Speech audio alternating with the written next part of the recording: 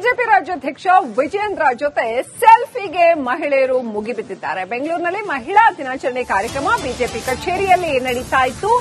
ಆ ಸಂದರ್ಭದಲ್ಲಿ ವಿಜೇಂದ್ರ ಅವರ ಜೊತೆ ಸೆಲ್ಫಿ ತಗೊಳ್ಳೋದಕ್ಕೆ ಮಹಿಳೆಯರು ಮುಗಿಬಿದ್ದಿದ್ದಾರೆ. ಇವತ್ತು ಮಾರ್ಚ್ 8 ಮಹಿಳಾ ದಿನಾಚರಣೆ ಹಿನ್ನೆಲೆಯಲ್ಲಿ ಬಿಜೆಪಿ ಕಚೇರಿಯಲ್ಲಿ ಮಹಿಳಾ ದಿನಾಚರಣೆ ಕಾರ್ಯಕ್ರಮ ನಡೀತಾ ಇತ್ತು. ಆ ಕಾರ್ಯಕ್ರಮದಲ್ಲಿ ಬಿಜೆಪಿ ರಾಜ್ಯಾಧ್ಯಕ್ಷ ವಿಜೇಂದ್ರ ಭಾಗಿಯಾಗಿದ್ರು. ಆ ಸಂದರ್ಭದಲ್ಲಿ ಅವ್ರ ಜೊತೆ ಸೆಲ್ಫಿ ತಗೊಳ್ಳೋದಕ್ಕೆ ಮಹಿಳೆಯರು ಮುಗಿಬಿದ್ದಿದ್ದಾರೆ.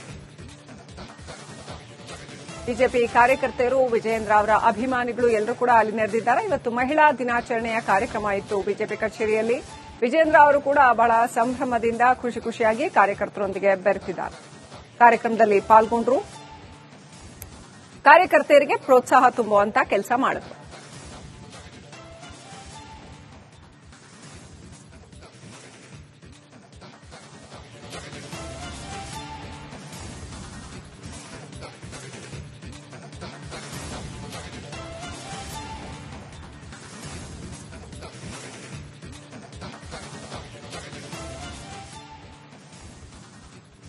ಇನ್ನು ನಟಿ ರಮ್ಯಾ ರಾವ್ ಗೋಲ್ಡ್ ಸ್ಮಗ್ಲಿಂಗ್ ಪ್ರಕರಣದ ವಿಚಾರಕ್ಕೆ ಸಂಬಂಧಪಟ್ಟಂತೆ ಈಗ ಸಿಬಿಐ ಎಂಟ್ರಿಯನ್ನ ಕೊಟ್ಟಿರುವಂತದ್ದು.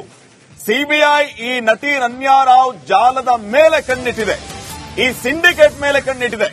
ಯಾರೆಲ್ಲ ಕೆಲಸ ಮಾಡಿದ್ರು, ಹವಾಲಾ ಇತ್ಯಾದಿ ವಿಚಾರಗಳ ಬಗ್ಗೆ ಮಾಹಿತಿ ಕಲೆ ಹಾಕುವಂತಹ ಕೆಲಸ ಈಗ ಸಿಬಿಐಯಿಂದ ಆಗ್ತಾ ಇದೆ. ಡೈರೆಕ್ಟ್ ಸಿಬಿಐಯೇ ಎಂಟ್ರಿ ಆಗಿರೋದು ಈ ಕೇಸಲ್ಲಿ. ನಟಿ ರಮ್ಯಾ ವಿರುದ್ಧ ಎಫ್ಐಆರ್ ಅನ್ನ ಕೂಡ ಸಿಬಿಐ ದಾಖಲಿಸಿದೆ. ಮುಂಬೈ, ಬೆಂಗಳೂರಲ್ಲಿ ಈ ವಿಚಾರವಾಗಿ ತನಿಖೆಯನ್ನ ಚುರುಕುಗೊಳಿಸಿರೋದು.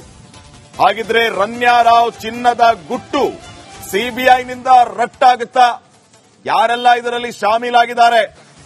ಕೆಜಿ ಗಟ್ಟಲೆ ವಿದೇಶದಿಂದ ನಮ್ಮ ದೇಶಕ್ಕೆ ಚಿನ್ನ ಬರ್ತಾ ಇತ್ತು ಅಂತಂದ್ರೆ ಕಸ್ಟಮ್ಸ್ ಅಧಿಕಾರಿಗಳು ಕೂಡ ಶಾಮೀಲಾಗಿದ್ದಾರೆ. ಸಿಂಡಿಕೇಟ್ ದೊಡ್ಡದಾಗಿ ಇಲ್ಲಿ ಕೆಲಸ ಮಾಡ್ತಾ ಇದೆಯಾ? ಈ ರೀತಿಯ ಹಲವು ಅನುಮಾನಗಳು ಕಾಡೋದು ಸಹಜ. ಸೊ ಈ ಎಲ್ಲಾ ಪ್ರಶ್ನೆಗಳಿಗೆ ಸಿಬಿಐ ಈಗ ಉತ್ತರ ಹುಡುಕುವಂತ ಕೆಲಸಕ್ಕೆ ಮುಂದಾಗಿದೆ.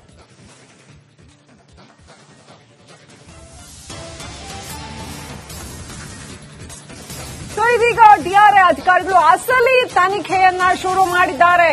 ಎಷ್ಟು ದಿನಗಳಿಂದ ಗೋಲ್ಡ್ ಸ್ಮಗ್ಲಿಂಗ್ ನಡೀತಾ ಇದೆ? ಈ ರೀತಿ ಚಿನ್ನವನ್ನ ಎಲ್ಲಿಂದ, ದುಬೈಯಲ್ಲಿ ಎಕ್ಸಾಕ್ಟ್ಲಿ ಯಾವ ಅಂಗಡಿಯಿಂದ ಅಥವಾ ಯಾವ ಪ್ಲೇಸ್ ಇಂದ ತರಲಾಗ್ತಾ ಇತ್ತು, ಯಾರೆಲ್ಲ ಈಕೆಯ ಕಾಂಟ್ಯಾಕ್ಟ್ ನಲ್ಲಿ ಇದ್ದಾರೆ ಅನ್ನೋ ಬಗ್ಗೆ ತನಿಖೆ ನಡೀತಾ ಇದೆ.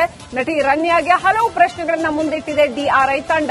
ಇವತ್ತಿನಿಂದ ಅಸಲಿ ಆಟ ಶುರು ಅಂತಾನೆ ಹೇಳಬೇಕು. ಆದ್ರೆ ಕೋರ್ಟ್ ಸೂಚನೆಯನ್ನ ಕೊಟ್ಟಿದೆ. ಯಾವುದೇ ರೀತಿ ಆಕೆಗೆ ಹಿಂಸೆ ಕೊಡುವಂತಿಲ್ಲ, ಕಾಲಕಾಲಕ್ಕೆ ಊಟ ನೀರು ಎಲ್ಲ ಕೊಡಬೇಕು, ಕೊಟ್ಟು ತನಿಖೆ ಮಾಡಬಹುದು ಅಂತ.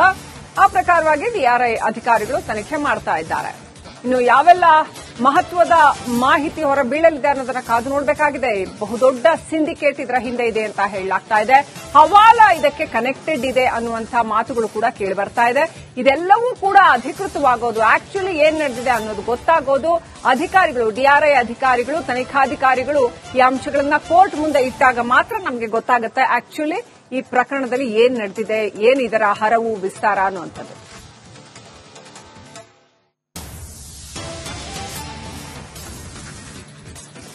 ದುಬೈನಿಂದ ಬರುವಾಗ ಅಲ್ಲಿ 11 ಕೋಟಿ ರೂಪಾಯಿ ಬೇಕಾಯಿತು ಆದಷ್ಟು ಚಿನ್ನ ತಗೊಳ್ಳೋದಕ್ಕೆ.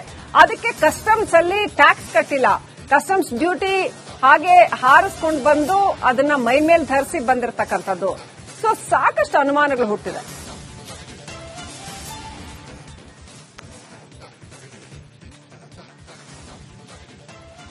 ಬಿಜೆಪಿ ರಾಜ್ಯಾಧ್ಯಕ್ಷ ವಿಜೇಂದ್ರ ಜೊತೆ ಸೆಲ್ಫಿಗೆ ಮಹಿಳೆಯರು ಮುಗಿಬಿದ್ದಿದ್ದಾರೆ. ಬೆಂಗಳೂರಿನಲ್ಲಿ ಮಹಿಳಾ ದಿನಾಚರಣೆ ಕಾರ್ಯಕ್ರಮ ಬಿಜೆಪಿ ಕಚೇರಿಯಲ್ಲಿ ನಡೀತಾ ಇತ್ತು.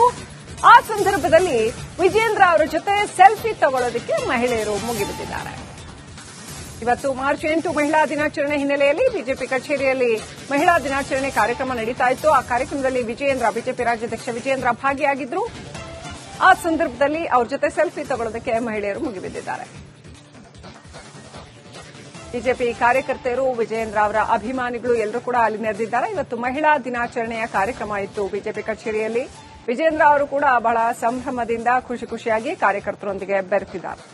ಕಾರ್ಯಕ್ರಮದಲ್ಲಿ ಪಾಲ್ಗೊಂಡ್ರು. ಕಾರ್ಯಕರ್ತರಿಗೆ ಪ್ರೋತ್ಸಾಹ ತುಂಬುವಂತ ಕೆಲಸ ಮಾಡಿದ್ರು.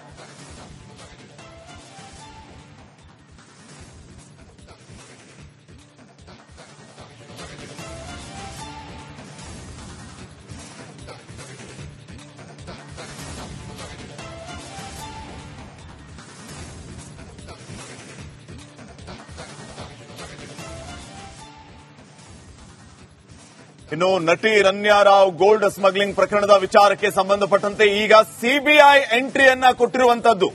ಸಿಬಿಐ ಈ ನಟಿ ರಮ್ಯಾ ರಾವ್ ಜಾಲದ ಮೇಲೆ ಕಣ್ಣಿಟ್ಟಿದೆ, ಈ ಸಿಂಡಿಕೇಟ್ ಮೇಲೆ ಕಣ್ಣಿಟ್ಟಿದೆ.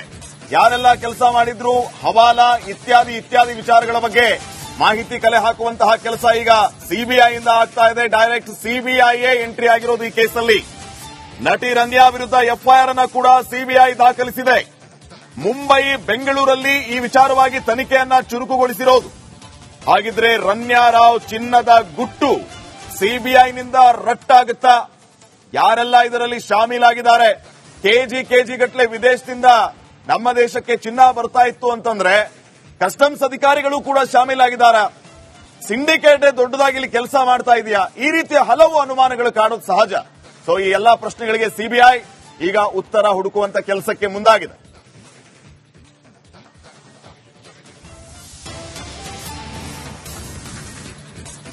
ಸೊ ಇದೀಗ ಡಿಆರ್ಐ ಅಧಿಕಾರಿಗಳು ಅಸಲಿ ತನಿಖೆಯನ್ನ ಶುರು ಮಾಡಿದ್ದಾರೆ.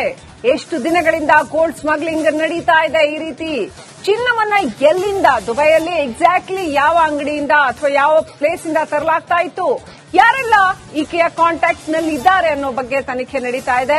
ನಟಿ ರಮ್ಯಾಗೆ ಹಲವು ಪ್ರಶ್ನೆಗಳನ್ನ ಮುಂದಿಟ್ಟಿದೆ ಡಿಆರ್ಐ ತಂಡ. ಇವತ್ತಿನಿಂದ ಅಸಲಿ ಆಟ ಶುರು ಅಂತಾನೆ ಹೇಳಬೇಕು. ಆದ್ರೆ ಕೋರ್ಟ್ ಸೂಚನೆಯನ್ನ ಕೊಟ್ಟಿದೆ, ಯಾವುದೇ ರೀತಿ ಆಕೆಗೆ ಹಿಂಸೆ ಕೊಡುವಂತಿಲ್ಲ, ಕಾಲಕಾಲಕ್ಕೆ ಊಟ ನೀರು ಎಲ್ಲ ಕೊಡಬೇಕು, ಕೊಟ್ಟು ತನಿಖೆ ಮಾಡಬಹುದು ಅಂತ. ಆ ಪ್ರಕಾರವಾಗಿ ಡಿಆರ್ಐ ಅಧಿಕಾರಿಗಳು ತನಿಖೆ ಮಾಡ್ತಾ ಇದ್ದಾರೆ. ಇನ್ನು ಯಾವೆಲ್ಲ ಮಹತ್ವದ ಮಾಹಿತಿ ಹೊರ ಬೀಳಲಿದೆ ಅನ್ನೋದನ್ನ ಕಾದು ನೋಡಬೇಕಾಗಿದೆ. ಬಹುದೊಡ್ಡ ಸಿಂಡಿಕೇಟ್ ಇದರ ಹಿಂದೆ ಇದೆ ಅಂತ ಹೇಳಲಾಗ್ತಾ ಇದೆ. ಹವಾಲಾ ಇದಕ್ಕೆ ಕನೆಕ್ಟೆಡ್ ಇದೆ ಅನ್ನುವಂಥ ಮಾತುಗಳು ಕೂಡ ಕೇಳಿ ಬರ್ತಾ ಇದೆ. ಇದೆಲ್ಲವೂ ಕೂಡ ಅಧಿಕೃತವಾಗೋದು, ಆಕ್ಚುಲಿ ಏನ್ ನಡೆದಿದೆ ಅನ್ನೋದು ಗೊತ್ತಾಗೋದು ಅಧಿಕಾರಿಗಳು, ಡಿಆರ್ಐ ಅಧಿಕಾರಿಗಳು, ತನಿಖಾಧಿಕಾರಿಗಳು ಈ ಅಂಶಗಳನ್ನ ಕೋರ್ಟ್ ಮುಂದೆ ಇಟ್ಟಾಗ ಮಾತ್ರ ನಮಗೆ ಗೊತ್ತಾಗುತ್ತೆ ಆಕ್ಚುಲಿ ಈ ಪ್ರಕರಣದಲ್ಲಿ ಏನ್ ನಡೆದಿದೆ, ಏನ್ ಇದರ ಹರವು ವಿಸ್ತಾರ ಅನ್ನುವಂಥದ್ದು.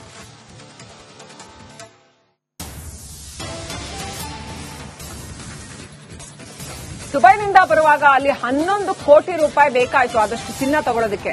ಅದಕ್ಕೆ ಕಸ್ಟಮ್ಸ್ ಅಲ್ಲಿ ಟ್ಯಾಕ್ಸ್ ಕಟ್ಟಿಲ್ಲ, ಕಸ್ಟಮ್ಸ್ ಡ್ಯೂಟಿ ಹಾಗೆ ಹಾರಿಸ್ಕೊಂಡು ಬಂದು ಅದನ್ನ ಮೈ ಮೇಲೆ ಧರಿಸಿ ಬಂದಿರತಕ್ಕಂಥದ್ದು.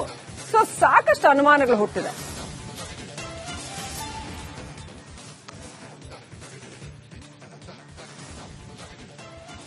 ಬಿಜೆಪಿ ರಾಜ್ಯಾಧ್ಯಕ್ಷ ವಿಜಯೇಂದ್ರ ಜೊತೆ ಸೆಲ್ಫಿಗೆ ಮಹಿಳೆಯರು ಮುಗಿಬಿದ್ದಿದ್ದಾರೆ. ಬೆಂಗಳೂರಿನಲ್ಲಿ ಮಹಿಳಾ ದಿನಾಚರಣೆ ಕಾರ್ಯಕ್ರಮ ಬಿಜೆಪಿ ಕಚೇರಿಯಲ್ಲಿ ನಡೀತಾ ಇತ್ತು. ಆ ಸಂದರ್ಭದಲ್ಲಿ ವಿಜಯೇಂದ್ರ ಅವರ ಜೊತೆ ಸೆಲ್ಫಿ ತಗೊಳ್ಳೋದಕ್ಕೆ ಮಹಿಳೆಯರು ಮುಗಿಬಿದ್ದಿದ್ದಾರೆ. ಇವತ್ತು ಮಾರ್ಚ್ 8 ಮಹಿಳಾ ದಿನಾಚರಣೆ ಹಿನ್ನೆಲೆಯಲ್ಲಿ ಬಿಜೆಪಿ ಕಚೇರಿಯಲ್ಲಿ ಮಹಿಳಾ ದಿನಾಚರಣೆ ಕಾರ್ಯಕ್ರಮ ನಡೀತಾ ಇತ್ತು. ಆ ಕಾರ್ಯಕ್ರಮದಲ್ಲಿ ಬಿಜೆಪಿ ರಾಜ್ಯಾಧ್ಯಕ್ಷ ವಿಜಯೇಂದ್ರ ಭಾಗಿಯಾಗಿದ್ರು. ಆ ಸಂದರ್ಭದಲ್ಲಿ ಅವ್ರ ಜೊತೆ ಸೆಲ್ಫಿ ತಗೊಳ್ಳೋದಕ್ಕೆ ಮಹಿಳೆಯರು ಮುಗಿಬಿದ್ದಿದ್ದಾರೆ. ಬಿಜೆಪಿ ಕಾರ್ಯಕರ್ತರು, ವಿಜಯೇಂದ್ರ ಅವರ ಅಭಿಮಾನಿಗಳು ಎಲ್ಲರೂ ಕೂಡ ಅಲ್ಲಿ ನೆರೆದಿದ್ದಾರೆ. ಇವತ್ತು ಮಹಿಳಾ ದಿನಾಚರಣೆಯ ಕಾರ್ಯಕ್ರಮ ಇತ್ತು ಬಿಜೆಪಿ ಕಚೇರಿಯಲ್ಲಿ. ವಿಜಯೇಂದ್ರ ಅವರು ಕೂಡ ಬಹಳ ಸಂಭ್ರಮ